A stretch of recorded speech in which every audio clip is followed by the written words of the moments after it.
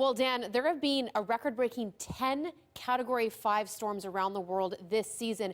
One of those, Category 5 Wagstaffe, came very close to one of the islands on the north end of the Hawaiian island chain, a very small island, but that storm surge completely submerged the island. I want to show you pictures of East Island before it was submerged. It's only 1 kilometer long by 120 meters wide, but this is an ecologically crucial island to the Hawaiian chain, housing endangered monk seal and green turtles. In fact, the endangered Hawaiian green turtle, about half of its population actually lays its eggs on this chain, and you can see the dramatic altering. So just before that storm, you can see the island sticking out of the ocean there, and afterwards, well, it's pretty much submerged, and biologists say they're not sure if it will ever re-emerge.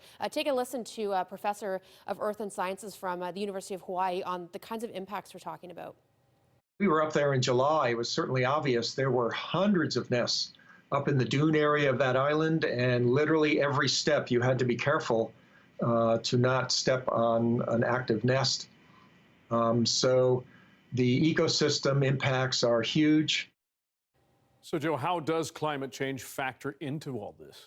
Well, this is an example of what we will be seeing more of in a warming climate. A storm surge associated with these kinds of very powerful hurricanes are greater because of sea level rise. And this is a story that many island nations, especially in the Pacific, are trying to communicate right now, that it isn't always a slow rise and a slow submerging of the islands. This is a small example, but sometimes it just takes a big event to completely submerge a habitat. It's, again, on the northern end of the chain, and as the professor mentioned, having big impacts on the wildlife. We're hoping that some of those wildlife may be able to move to some smaller islands in the area, but for now, this one is completely gone. Take a listen to his thoughts on how this connects to climate change. It is very sad to see how climate change is playing out across this planet. There's just one example after another of environmental loss, human tragedy. But as I have come to understand, the solution to despair is courage. And so we have to carry on in fighting the climate change battle because we love our children and our grandchildren, and we can make this planet a much more livable and wonderful place than it currently is.